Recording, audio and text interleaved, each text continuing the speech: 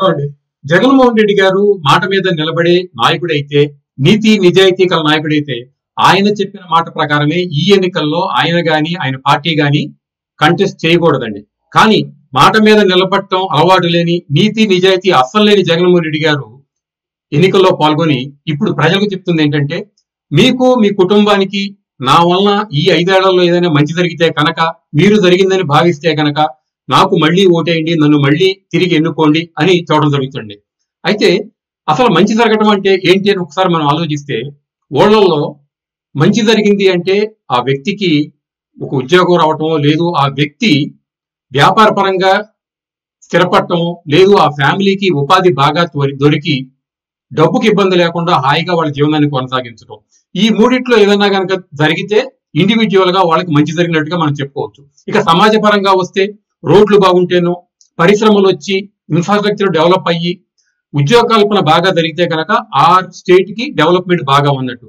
మరి జగన్మోహన్ రెడ్డి గారి పాలనలో ఈ 5 ఏళ్లలో ఇండివిజువల్ గా కానీ, అలాగే స్టేట్ పరంగా కానీ ఏ అభివృద్ధి జరిగింది అంటే, ఎప్పుడు మీటింగ్లు పెట్టినా జగన్మోహన్ రెడ్డి గారు కేవలం బట్టనొక్కుడు గురించే మాట్లాడుతున్నారు కానీ అభివృద్ధి గురించి ఏ రోజు మాట్లాడలేదు అని కనుక గమనిస్తే, ఖచ్చితంగా జగన్మోహన్ రెడ్డి గారికి తెలుసు తన పాలనలో రాష్ట్రం అభివృద్ధి చెందలేదని, ప్రజలకి ఉద్యోగాలు ఉపాధి కల్పన జరగలేదు అని.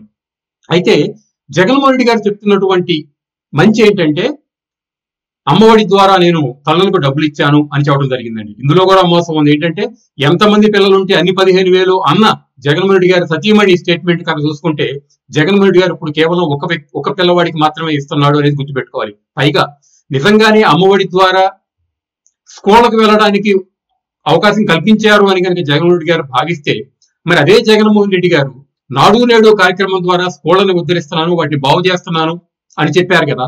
మరి ఎన్ని ప్రభుత్వ స్కూళ్ళని బాగు చేసి వాటిలో స్టాండర్డ్స్ పెంచి ఎంతమంది తల్లులకి అమ్మఒడి మీద డిపెండ్ అవ్వకుండా చేశారు అని కనుక గణాంకాలతో చెప్పగలిగితే ఎవరైనా నమ్ముతారండి. అదేవిధంగా అవ్వాతాతలకి నేనే 3,000 చేశాను అని చెప్తున్నారు కదా.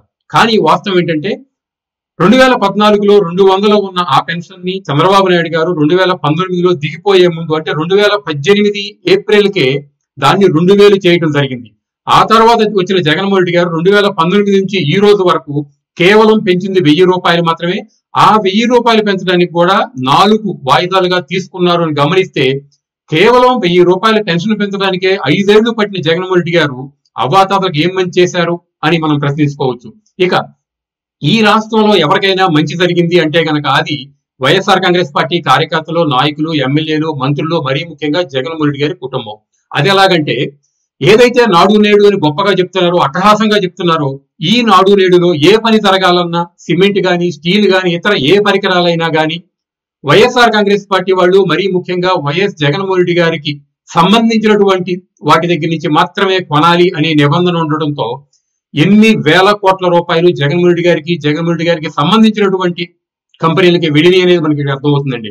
అదేవిధంగా వాలంటీర్లు పెట్టాను, దాని ద్వారా అవ్వాతాతలకి ఊళ్ళల్లో చాలా గొప్పగా మేలు జరిగింది అని చెప్తున్నారు కదా. కానీ వాలంటీర్ల మాటన దాదాపు 900 కోట్ల రూపాయలు సాక్షి పేపర్ కొనుక్కోవడానికి వాలంటీర్లకు డబ్బులు ఇచ్చారు అంటేనే, తన సాక్షి పేపర్ లో సర్క్యులేషన్ పెంచుకోవడానికి, తన సాక్షి పేపర్ కి ప్రాఫిట్స్ రావడం కోసం మాత్రమే వాలంటీర్లు వాడుకుని 900 కోట్ల రూపాయల ప్రభుత్వ ధనాన్ని జగన్మోహన్ రెడ్డి గారు సాక్షికి బదలాయించడం జరిగింది. అదేవిధంగా అనేక వందల మంది సలహాదారులను పెట్టుకుని, అలాగే ప్రభుత్వంలో ఉద్యోగస్తులను పెట్టుకుని, టెంపరీ ఉద్యోగస్తుల్ని సాక్షిలో తన కోసం పనిచేసిన వాళ్ళందరికీ అవి ఇచ్చి లక్షలలో జీతాలు ఇచ్చారు అంటే, ఎన్ని వందల వేల కోట్ల రూపాయలు సాక్షిలో పనిచేసే వాళ్ళకి జగన్మోహన్ రెడ్డి గారు కట్టబెట్టారు అనేది ఇక్కడ మనకు అర్థమవుతుంది. మరీ ముఖ్యంగా ఏదైతే జగనన్న ఇళ్ల కాలనీలు అని చెప్పారో, ఈ జగనన్న ఇళ్ల కాలనీతో వేలాది కోట్ల రూపాయలు జగన్మోహన్ రెడ్డి గారికి, ఆ పార్టీ ఎమ్మెల్యేలకి దారాదత్తమైనవి అని ఇక్కడ గుర్తుపెట్టుకోవాలి. ఎందుకంటే ఎక్కడ జగనన్న కాలనీలు తీసుకున్నా గానీ అక్కడి నుంచి భూమి ధర 20 లక్షలు ఉంటే 40 లక్షలు పెట్టుకొని 10 లక్షలు ఎమ్మెల్యే, 10 లక్షలు జగన్మోహన్ రెడ్డి గారికి వేసుకున్న ఉదాహరణలు అనేకం ఉన్నాయి. ఇలా అధికారాన్ని అడ్డు పెట్టుకుని తనకు, తన అనుయాయులకి పంచిపెట్టిన జగన్మోహన్ రెడ్డి గారు ప్రజలకు ఏదో జరిగిందని చెప్తుంటే, అనుభవించిన ప్రజలకు తెలియదా మంచి జరిగిందా లేదా అని